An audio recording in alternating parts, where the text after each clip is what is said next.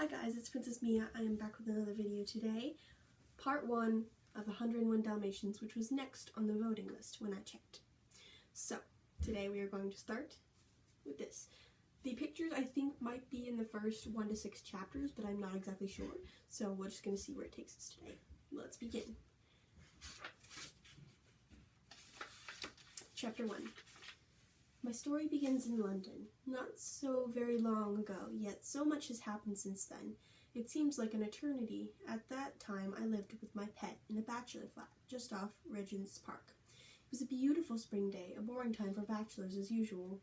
My pet preferred to stay indoors and work at his piano, for he was a musician of sorts.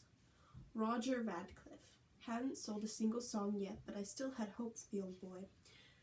I had been living with Roger for a while, and as far as I could see, the old notion that a bachelor's life was so much fun was all nonsense. It was downright dull. My pet needed someone, but if it were left to Roger, we'd be bachelors forever. He was married to his work, and he spent all his time writing songs about love, a subject he knew nothing about. Robert's smart enough as humans go. As for his looks, it's true that he doesn't have a smooth coat and spots as I do. Yet I'd been comparing him to the people I saw on television, and it seemed to me that Roger was a rather handsome animal in his way. Certainly any dog would be proud to have his strong jaw and nose, and to be so tall and thin. I could see no reason why my pet didn't deserve an attractive wife. I was determined to do my best to help him. Of course, a dog is a pretty poor judge of human beauty, but I'd seen enough fashion magazines to give me a rough idea. While Robert tootled away at the piano, I rested my head on the windowsill watching the passerbys below. I kept an eye out for 4 legs and 2, that is, for a dog and her pet. On this particular spring day, I saw an Afghan hound slink down the sidewalk. Her pet had long stringy hair and a proud nose, and stepped right behind her. What a strange pair. Definitely not for me and Roger. Then I saw a rather short lady and her pug waddle by. Nope, I knew they weren't right. Aha, I said to myself when I spied a French poodle and her pet. Now there's a fancy breed. I looked again and saw both their noses pointed in the air. Perhaps they were just a bit too fancy. A plump woman rode by on her bike with a Pekingese propped in the basket. They were too old, and the next pair, a girl and her puppy, were too young. I settled my head back on the windowsill. My eyes were just about to close when I saw her, the most beautiful creature on 4 legs. She had a straight, pointed tail and the most magnificent spots. I was afraid to look at her pet, lest I be disappointed. I wasn't. The woman behind her was just as lovely. It was almost too good to be true. I knew I'd never find another pair like that if I looked for 100 years. I saw them heading for the park in the perfect meeting place. Somehow I would have to get Roger out of the house. It would be difficult because he never stopped work until 5. I moved quickly yet quietly. Although Roger's back was to me, I tiptoed behind him and I went up to the clock and very carefully moved one hand forward with my nose. Then I grabbed my leash in my mouth and ran to the front door. My barking surprised him. "It's too early for a walk, Pongo," he called to me from his seat at the piano. I jumped up on him on my hind legs and front paws against the door, barked even louder, but where I stood I could see Roger checking the watch, then look at the clock. "Oh, after 5 already," he said. "Fancy that, poor man," he thought. His watch had stopped. I scratched at the door and barked again, hoping to hurry him. "All right, Pongo," he said. "All right, boy, we'll go to the park." I wagged my tail furiously as soon as Roger opened the door. I yanked him out of the flat and down the sidewalk. He pulled on my leash, saying, "Pongo, old boy, take it easy. What's the rush?" At the park, I hurried him past the fat lady and her pug. I made sure he didn't look at the creature with the Afghan, but as I dragged him down one path after another, I began to be afraid that we'd miss the lovely pair. Then I spotted them. The woman was sitting on a bench reading a book. Her Dalmatian sat beside her. I gazed up at Roger, who was looking the other way. That Roger, I knew I couldn't depend on him. He would settle down on the grass and puff his pipe, and that would be that. So I marched Roger right past the woman and her dog, both of whom lifted their eyes to look at us for a second. Then Roger did just as I feared. He sat on the grass beside the pond, staring off into the distance. I was desperate. I needed to think of something, anything to attract attention. I jumped on Roger's back and snatched at the hat off his head. "Pongo!" he cried, trying to grab the hat. "You silly old thing! Come on, let me have my hat back." I didn't care how angry Roger became. I had to do something. I bounded over to the bench and set the hat on it. The woman looked up from her book and glancing at Roger. For a moment I thought my plan had worked. At least they had seen one another. I tried to grin at Roger, then looked back at the bench. For some strange reason, the pair had left. At that moment, Roger grabbed me by the collar. As he snapped on my leash, he said, "Come on, you old rebel, we're going home." I refused to give up with Roger tugging on my leash. I ran down the path after the woman as soon as we caught up. I wrapped my leash around her legs, and then I wound it around her and Roger, pulling them together. "I beg your pardon," cried Roger, trying to maintain his balance and tip his hat at the same time. "I'm so sorry, miss. Please excuse Well, I must say," replied the woman, attempting to untangle herself, "what on earth?" As they stumbled about, joining at the knees by my leash, they headed closer to the pond. The beautiful Dalmatian grabbed her pet's jacket in her teeth, but the cloth ripped and the woman tumbled into the water. Roger fell in after her, and at that point, he let go of my leash. When the woman sat up, she didn't look too pleased. Water streamed down her face as she exclaimed, "Just look at my new spring suit, and where's my new hat?" Afraid of what I had done, I jumped in and grabbed her hat out of the water. I waited patiently as Roger helped her up, but I could tell that he was quite cross with me. Roger snatched the hat out of my mouth and handed it to the woman. "I'm so terribly sorry," he said to her. "I don't know what's come over him. He's never acted this way before." Never mind," she said, sniffling. "Please, just go away. You've done enough." I looked at Roger, hoping that he would say something to cheer her up. When he didn't, I realized that I might have ruined our only chance at happiness. Now we're at chapter 2, guys. Fortunately, happiness was not entirely out of our reach, thanks to a kind-hearted mistake made by Roger. As the woman stood by the pond, she pulled out her handkerchief to dry her eyes when Roger noticed that he was sobbing wet. He fished in his pocket and handed her his own. "Here, take mine," he said. If he had looked at the handkerchief, he would have realized that it was drenched as hers. I cringed when I saw her stare at his offering, but instead of being angry, she laughed out loud. When Roger looked at the handkerchief, he began to laugh too. While they were laughing, I glanced over at the four-legged creature. For the first time, she smiled at me. I grinned back, happy that I had been brash enough to drag her pet into the water. It was only a matter of time before they became our brides. My vows to Perdita and Roger's to Anita took place the following spring. For the first 6 months or so, we lived in a small house near the park. It was our modest little place, but just right for two couples starting out. Now a second head joined mine at the windowsill, as Perdita and I watched the world pass by together. We saw many of the pairs that I used to see, and many new ones too. One afternoon, I noticed that Perdita was sighing a lot as she watched the nannies stroll by with their prams. Since she had been feeling tired lately, I asked, "Perdita, darling, are you all right?" "Of course, dear," she smiled gently. "After all, dogs were having puppies long before our time." When I saw the look on her face, I knew it. I was going to be a father.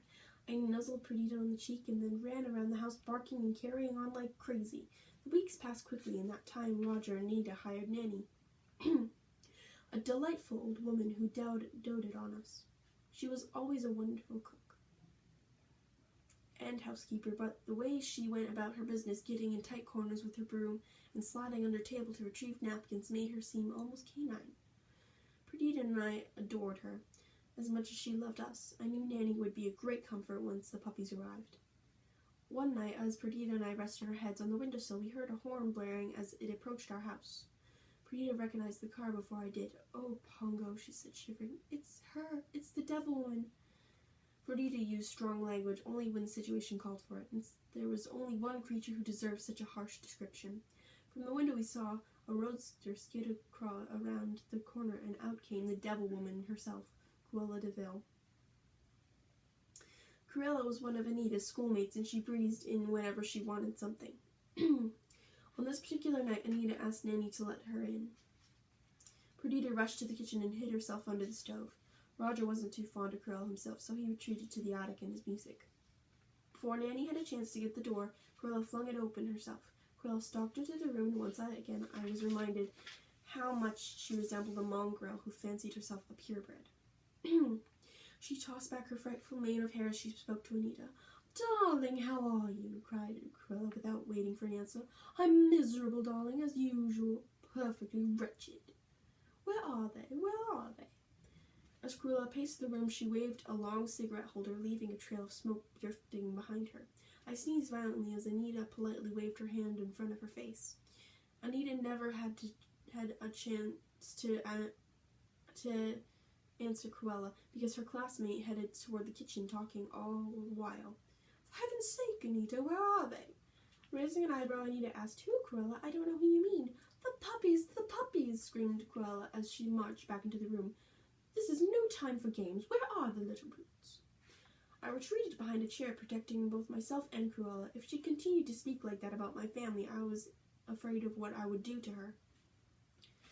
Anita finally answered, It'll be at least 3 weeks. No rushing these things, you know. Anita, you're such a wit. Cruella laughed. Then she turned toward me and beckoned with one of her long, bony fingers. Here, doll, here. I backed farther behind the chair to avoid her. Fortunately, Anita diverted her attention. Isn't that a new fur coat, Cruella? She asked. It's my only true love, darling, replied Cruella, hugging her coat and grinning. I live for furs, I worship furs. After all, is there a woman in all this wretched world who doesn't? Anita sat down at the table thinking, but there are so many other things we need. Sweet, simple Anita, sneered Cruella, waving her arm. This little house is your dream castle, and poor Roger, he's your bold, fearless Sir Galahad. I couldn't understand why Anita didn't respond to her classmate's vicious remarks. She let Cruella ramble on and light one cigarette after another, fouling the house with her evil words and smoke. I was relieved that Cruella didn't stub out a cigarette on the photograph of me and Perdita, which she was examining closely. And then, of course, you have your little spotted friends, she said, standing in front of the mantel. I must say they're perfectly beautiful coats. Won't you have some tea, Cruella? Anita said, reaching for the kettle. Cruella whirled around and hurried toward the front door. No, I've got to run, darling. Let me know when the puppies arrive. You will, won't you, dear? Yes, Cruella, sighed Anita as she watched Cruella leave with a swish of her long fur coat. A moment later, Cruella popped her head around the door. Now don't forget, Anita. It's a promise. See you in 3 weeks. Cheerio! Then she slammed the door behind her. After Cruella's visit, Perdita spent a long time resting in the kitchen. I'll never forget the look on Perdita's face when I tried to get her out of hiding place under the stove. She gazed up at me sadly and said, That witch, that devil woman wants our puppies. That's all she's after. I tried to console her. Don't worry, Perdita. Anita and Roger are onto her. Nothing's going to happen to our puppies. Perdita was almost in tears. But what does she want with them? She asked. She can't possibly love them or want to take care of them. Oh, and sorry, I am on chapter 3, guys. Perdita laid her head on the floor and closed her eyes. I felt terrible, sorry for her, but there was nothing I could do. Perdita's spirits picked up on the day she was to give birth, when she was ready to deliver. I waited outside the room with Roger inside. Inside, Perdita was being taken care of by Anita and Nanny. As the night wore on, Roger and I watched the clock. I wished that I could move the hands forward, just as I had done on that glorious spring day. Nanny had promised to give us the news as soon as the first puppy was born, but it seemed as though we had been waiting for hours. I cocked my ear toward the door, desperate, waiting for the joyful yelps of newborn pups.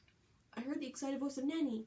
The puppies are here, she cried, appearing at the doorway. How many? How many? Asked Roger. 8, answered Roger, delighted. He scratched the top of his head. By George, Pongo, 8 puppies! I barked happily, and Roger and I danced in circles. Nanny appeared at the door again. 10! 11! Called Anita from inside the room. Roger shook my paw, saying, 11 puppies, Pongo, old boy. Wait a minute now. Nanny with her hand just waving from the doorway. 13, no, 14, no, 15. Before I could faint, Nanny appeared and rubbed my nose. And the mother's doing fine, love, she said, hugging me. Nanny bustled back into the other room to check on the puppies. Roger cupped my head in his hands. 15 puppies, he exclaimed, looking me in the eye. Oh, why, Pongo, boy, that's marvelous, why, you old rascal. I heard Nanny's footsteps behind me and whirled around, half expecting her to say that the number of puppies had risen to 16. Instead, she handed a small cloth bundle to Roger. 14, she managed to say, trying not to let us see her cry. We lost one, the poor little thing. I lowered my eyes when Roger saw how sad I was. He stroked my ears. Oh, Pongo boy, he said. It's just one of those things, and yet I wonder. Puzzled, I looked up. Roger was rubbing the tiny body wrapped in the cloth. I assumed that he was trying to get its heart beating. He rubbed, and nothing happened. Then I saw it. The cloth began to move under Roger's hand. "Look, Pongo, look!" cried Roger as a small head emerged, then rested on Roger's hand. "Anita, Nanny!" yelled Roger happily. 15! We still have 15! I gratefully licked Roger's face, and Anita and Nanny hurried into the room, and Roger held out the puppy to show them. "See," Roger said, "he's as good as new." As we all gazed at the puppies, Anita couldn't help but repeat, 15 puppies! How can you imagine that? 15! Before she could say it again, a thunder cracked outside. Startled, we looked up to see Cruella at the doorway. She swooped into the room, her long fur coat trailing behind her. 15 puppies, she cried, advancing towards us. How marvelous! How perfectly marvelous! Reached down, she tore away the cloth that covered the puppy. Ugh! She groaned. Oh, the devil take it. They're mongrels. They don't have any spots. No spots at all. What a horrid little white rat. Ugh! Nanny bristled. They're not mongrels, she explained. They are always born like this. They'll get their spots. Just wait and see. That's right, Cruella, added Anita calmly. They'll have their spots in a few weeks. Cruella's mouth twisted into a grin. In that case, I'll take them all, she stated, pulling out her checkbook. The whole litter. Just name your price, Anita. I'm afraid we can't give them up, she replied. Poor Perdita would be heartbroken. Anita, don't be ridiculous. You can't possibly afford to keep them. You can scarcely afford to feed yourselves. I'm sure we'll manage, Anita said, looking over at Roger. Cruella sneered. Yes, I know. Roger's songs. Oh, Roger will sell one of his songs. Now, really, enough of this nonsense. Cruella sat at the desk. I began writing out a check. I'll pay you twice what they're worth. Come on now. I'm being more than generous. As Cruella fiddled with the pen, Roger and I became angrier and angrier. When she asked how soon the puppies could leave their mother, my lips curled back into a snarl. Roger crossed his arms and pronounced, Never! The puppies will never leave this house. Cruella leapt up from her chair, hovering over Roger. What did you say?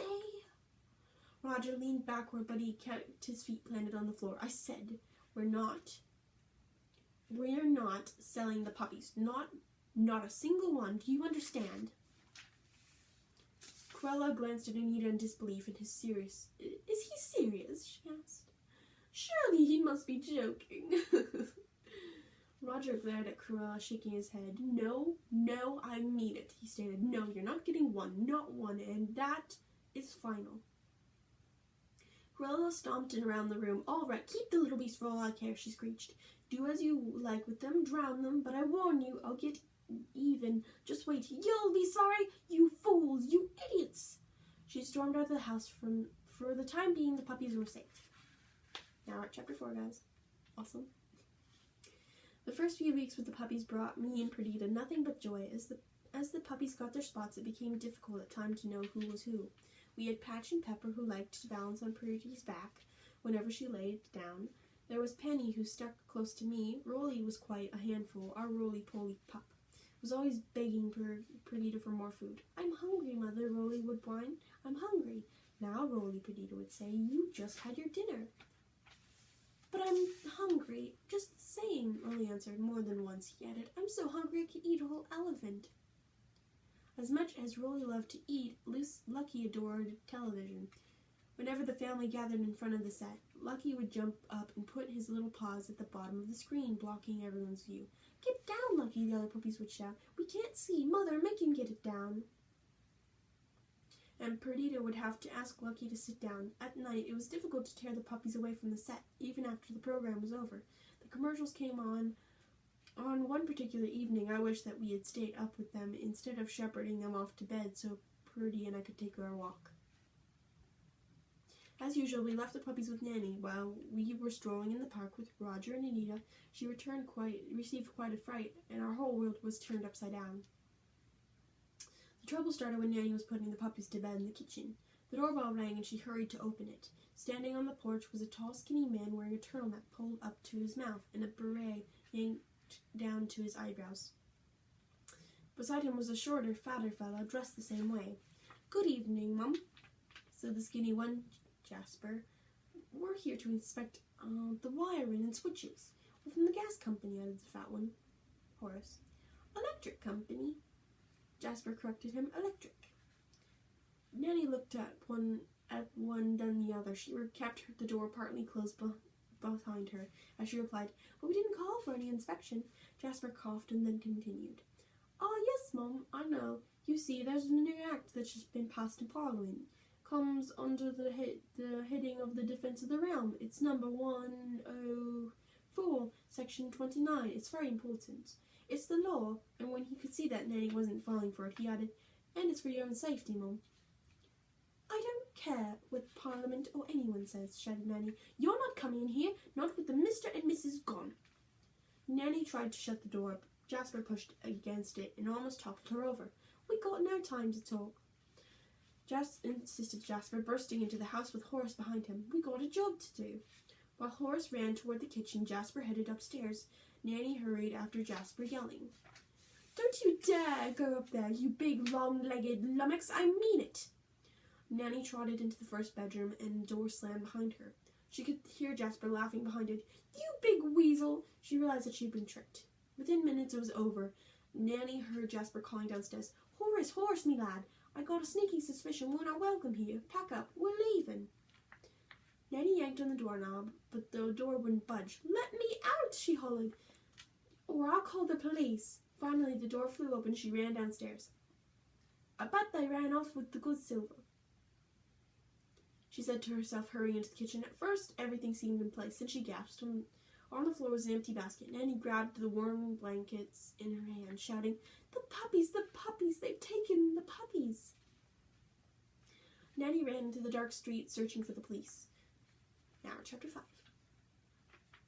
Perdita and I returned to find the puppies gone. We were more than heartbroken. It was worse than if they had been sold, because we had no idea where they had been taken or what would happen to them. Perdita retreated to the kitchen, so I began to spend my days alone at the windowsill, wishing that the puppies would come bounding down the street. The news of the dog napping filled the papers. Anita and Roger waited by the phone, hoping someone would call to report that our puppies had been discovered.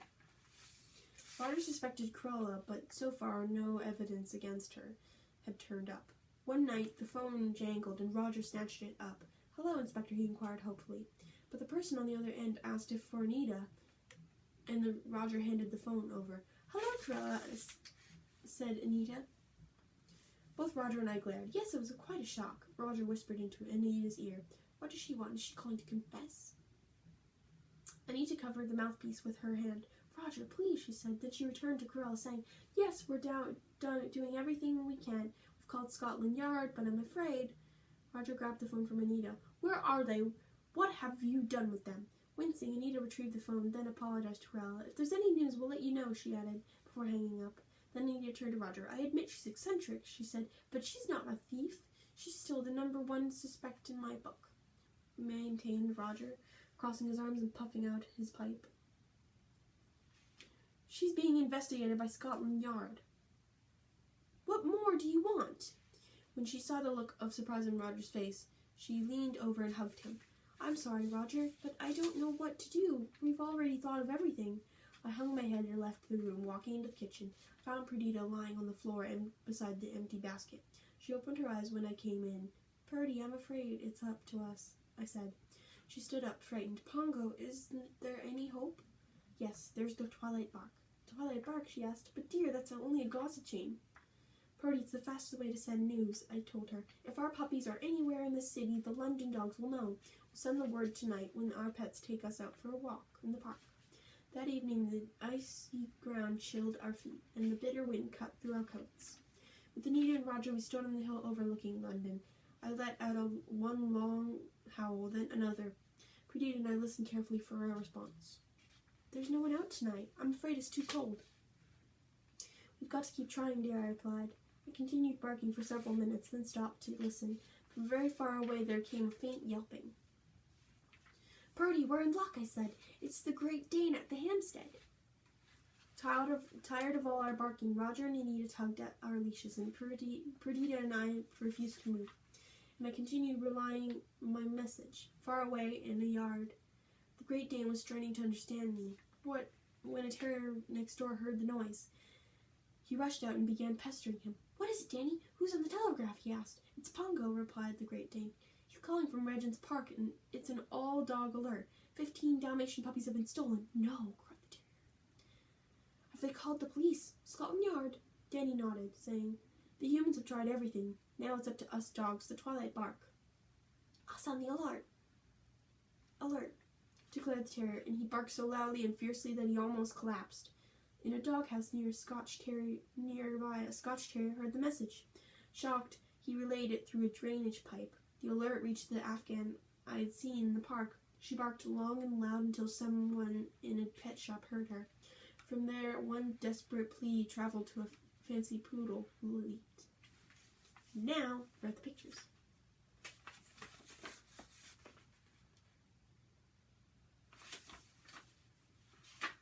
Some wonderful pictures. Even one of Cruella and the dogs.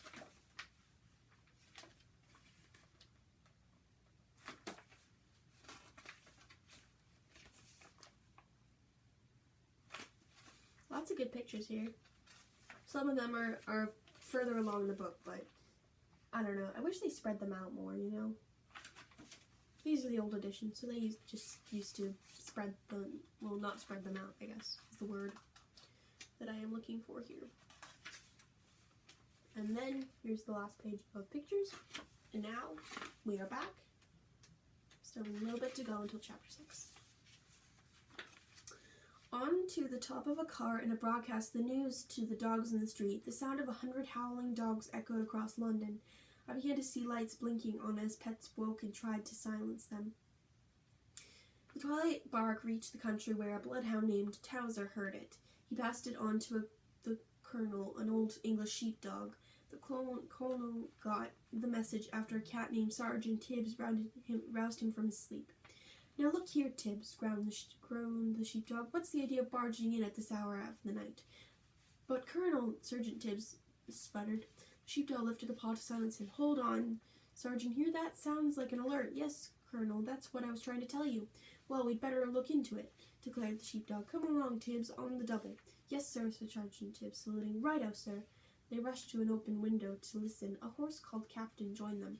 Both Captain and Sergeant Tibbs watched the colonel as he received the message in a canine code. Sounds like a number, said the colonel. 3 5s is 13. Oh, that's 15, sir, said Sergeant Tibbs. The colonel nodded and continued translating the message. Dog, spotted. Puddings, poodles, no, puddles. 15 spotted, puddles stolen. Realizing that it didn't make sense, the colonel shook his head in disgust. Oh, balderdash, he fumed. Sergeant Tibbs stood at attention. Better double check it, Colonel. Huh? The colonel asked, a bit confused. Oh, yes, I suppose I had better. The colonel began barking in code, hoping that Towser would hear him and repeat the message. Moments later, the colonel heard it. 2 woofs, 1 yip, and a woof. Sergeant Tibbs commented, It sounds like puppies, sir. Of course, cried the colonel.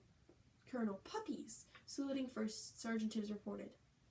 Colonel, sir, 2 nights past I heard puppies barking over at Hell Hall. The colonel raised an eyebrow. You mean the old DeVille place? Nonsense, Tibbs. No one's lived there for years. Captain looked in the direction of the crumbling mansion. Hold on, he said. There's smoke coming from the chimney. Surprised, the colonel shook his head. By Jove, that's strange, he said. Strange indeed. I suppose we'd better go investigate. I'll send word for old Towser to stand by. After informing Towser, the colonel and Sergeant Tibbs made their way to Hell Hall. It looked as horrible as its name. A dark, gloomy mansion crowned with towers and turrets and surrounded by bare, gnarled trees. They say the old place is haunted or bewitched or some such fiddle-faddle, said the colonel as he and Tibbs stared through the gates. Fiddle-faddle and rot, sir, Tibbs replied bravely. Nodding, the colonel ordered Tibbs to proceed. The cat gulped and then climbed up a tree whose branches overhung the wall. Leaping from limb to limb, he reached one of the mansion's upper story windows and slipped inside. The cat tiptoed down a hallway until he saw a sliver of light behind a closed door. He couldn't open the door, but he saw a small hole in the wall and squeezed through it. Once inside, he smiled. The room was full of Dalmatian puppies. Sergeant Tibbs peered around a chair. Psst, Rover. Are you one of the 15 stolen puppies? He asked. No, I wasn't stolen, said the puppy. I was bought and paid for. There are 99 of us altogether. 99? exclaimed the cat, rubbing his eyes in disbelief. Another puppy had stirred and heard their conversation. She pointed to a group of puppies around the room, sitting in front of the television. How about the bunch of little ones? They have names and collars. They're not from a pet store. I'd better count them, said Sergeant Tibbs, heading in their direction. Watch out for the bad uns, warned the puppy. Bad uns? Questioned Tibbs. Who are they? Those two blokes, Horace and Jasper, said the puppy, pointing to two men lounging on a couch in front of the television. They're awful mean. Heeding the puppy's advice, Sergeant Tibbs crawled along the floor until he reached the couch. He peered around the side, knowing that any moment one of the bad uns could whirl around and nab him. Finally, when both Horace and Jasper were yelling at one another, at one of the puppies, to get down from the television, Sergeant Tibbs got an accurate count. There were 15. As Tibbs was about to sneak away to inform the colonel, he felt a large hand grasp him by the neck. Jasper leered down at him. Hi, Horace, he called. How about little cat casserole? Before the bad uns could devour him, Sergeant Tibbs squirmed out of Jasper's grasp and dove for safety. And now we have gone to chapter 6, guys. That is amazing. Like, super amazing. Now what we're going to do is we're going to stop here for the day. And tomorrow, you guys will get to hear part 2, which is chapter 6 to 12, which is amazing. I hope you guys have enjoyed this first part of 101 Dalmatians, and thank you for watching, and see you guys tomorrow. Bye-bye! Don't forget to like and subscribe. Okay, now I'm done. Bye!